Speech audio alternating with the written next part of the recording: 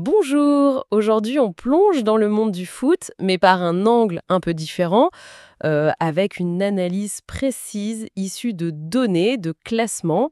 On va s'intéresser à une statistique défensive clé, souvent moins mise en avant, et surtout à la performance d'un joueur en particulier dans les grands championnats européens. La base, ce sont des classements de joueurs, des chiffres bruts sur des métriques bien définies.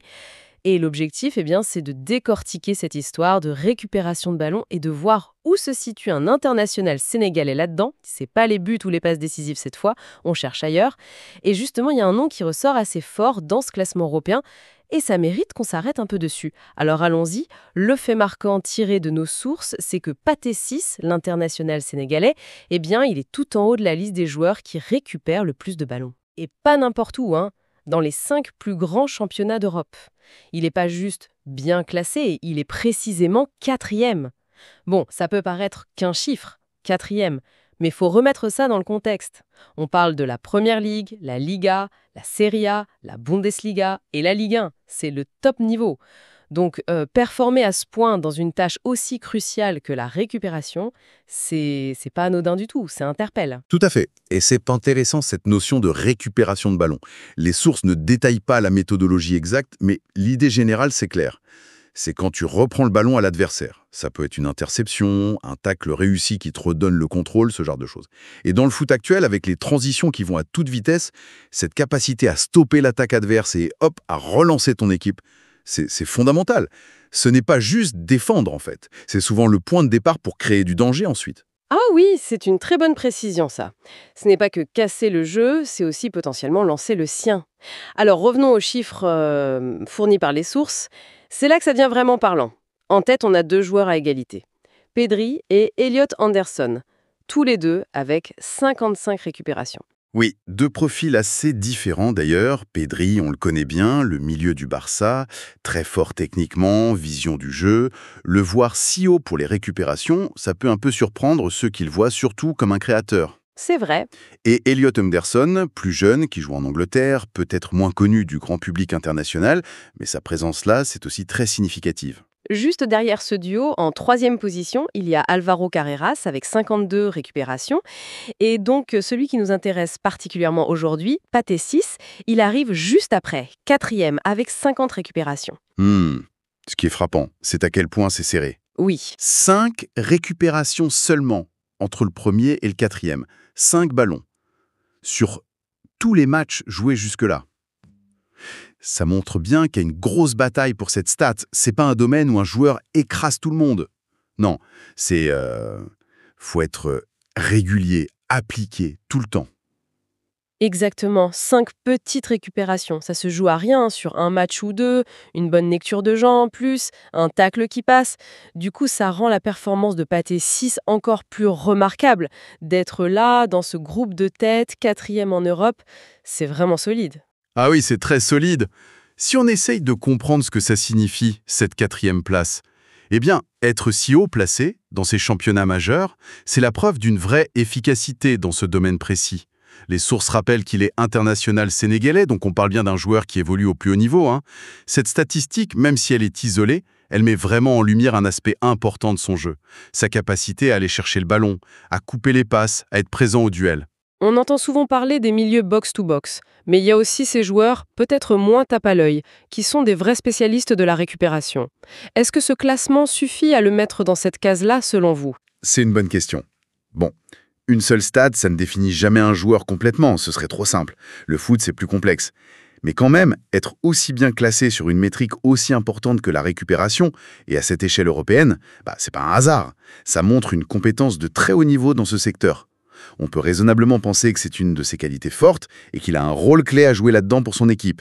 Ces 50 récupérations, c'est une signature de sa contribution défensive. Et cette contribution, concrètement, sur le terrain, ça apporte quoi à l'équipe, au-delà du chiffre? 50 récupérations, ça veut dire 50 fois où le ballon revient dans ton équipe. 50 attaques adverses potentielles qui sont coupées. Dans un match serré, récupérer un ballon au bon moment, au bon endroit, ça peut changer complètement le cours du jeu. Ça soulage ta défense, ça permet à tout le bloc de remonter, et comme on disait, si la récup est haute, ça peut lancer une contre-attaque directe. C'est une source de stabilité et même d'opportunités offensives. Un joueur comme ça, c'est souvent un peu le poumon de l'équipe, même s'il n'est pas toujours sous les projecteurs. Le poumon invisible, j'aime bien l'image. Ça colle bien à l'idée d'une contribution essentielle mais discrète. Donc, si on récapitule, Pathé 6, 4e en Europe, top 5 ligue, pour les récupérations, 50 au compteur. Très proche des leaders Pedri et Anderson, 55, et Carreras, 52. Exactement. Et cette faible différence de chiffres, ça suggère qu'il faut être très constant pour rester à ce niveau. Ce n'est sûrement pas juste quelques coups d'éclat, c'est le résultat d'un travail régulier, match après match. Pour arriver à 50 récupérations, il faut une lecture du jeu permanente, un bon placement, de l'engagement, et puis le physique pour répéter les efforts. Est-ce qu'on peut y voir une tendance du foot actuel? L'importance grandissante de ce type de joueur? C'est possible, oui. Le foot d'aujourd'hui, avec beaucoup de pressing, des transitions rapides, ça valorise énormément les joueurs qui peuvent vite récupérer le ballon. On le voit dans le recrutement des grands clubs. Les milieux qui savent à la fois créer et gratter les ballons sont très recherchés. Mais même un spécialiste pur de la récupération, s'il est aussi performant que ça, apporte une valeur énorme. D'ailleurs, voir Pedri Sio, un joueur très créatif, ça montre aussi que récupérer le ballon, ce n'est plus seulement l'affaire des joueurs purement défensifs. Ah oui, c'est intéressant ça. Les joueurs techniques participent de plus en plus. Mais la performance de 6, juste derrière ce trio, prouve que l'efficacité dans ce registre reste une qualité majeure et distinctive. Donc cette 4e place, c'est bien plus qu'un simple chiffre sur un tableau. C'est le signe d'une compétence clé, exercée au plus haut niveau et très précieuse. Et ça nous rappelle aussi, comme vous disiez, qu'il faut regarder plus loin que les stats offensives pour juger un joueur. C'est ça. C'est l'intérêt de ce genre de données. Elles nous obligent à avoir une vue plus large.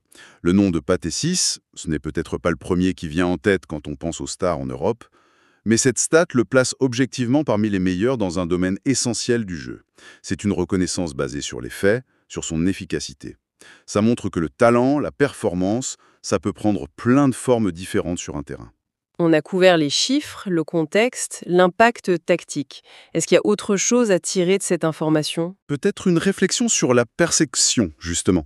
Souvent, les médias, les prix individuels, ils mettent en avant les attaquants ou les joueurs des clubs les plus médiatisés. Ces classements purement statistiques, même s'ils ont leurs limites, ils ont le mérite de montrer des performances objectives, peu importe la réputation ou le club. C'est une autre forme de reconnaissance, basée sur quelque chose de mesurable. Pour un joueur comme Pathé 6, être si haut, c'est une preuve concrète de sa valeur.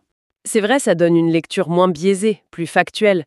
Ça met en lumière des joueurs ou des aspects du jeu qui resteraient peut-être dans l'ombre sinon. Exactement. Et ça nous aide à mieux comprendre le jeu. Au lieu de se fier juste à l'impression visuelle, ces chiffres donnent des points d'ancrage. Voir 6 à côté de Pedri dans ce classement précis, ça pousse à se demander qu'est-ce qu'ils ont en commun dans leur façon de récupérer le ballon, même si leurs profils sont différents? Ou qu'est-ce qui rend 6 si efficace dans cet exercice? C'est une excellente transition pour conclure. Pour résumer l'essentiel de nos sources, Pathé 6, international sénégalais, 4e meilleur récupérateur de ballon des 5 grands championnats européens cette saison, avec 50 récupérations. Il est tout proche des leaders, Pedri, Anderson, Carreras, ce qui montre une performance défensive de très haut niveau et une belle régularité. Voilà. Et pour ouvrir un peu la réflexion, pour ceux qui regarderont les prochains matchs, au-delà du chiffre 50 qui est déjà impressionnant, quelles sont les qualités derrière tout ça? Qu'est-ce qui permet d'être aussi bon dans cet exercice? Est-ce que c'est surtout l'intelligence de jeu, le placement, l'anticipation? Ou est-ce que c'est plus le physique, l'agressivité dans le duel, la capacité à répéter les courses? Sûrement un mélange de tout ça, bien sûr. Mais essayez de voir ce qui fait la force spécifique d'un joueur comme Pathé 6. Pour arriver à ce niveau, cette 4e place européenne, ça ouvre une piste intéressante sur ce qui fait l'efficacité défensive aujourd'hui. Qu'est-ce qui, dans son jeu à lui, fait qu'il est si souvent là où il faut, quand il faut, pour reprendre ce ballon? C'est une question ouverte qui nous rappelle que l'analyse du foot, c'est toujours riche et complexe.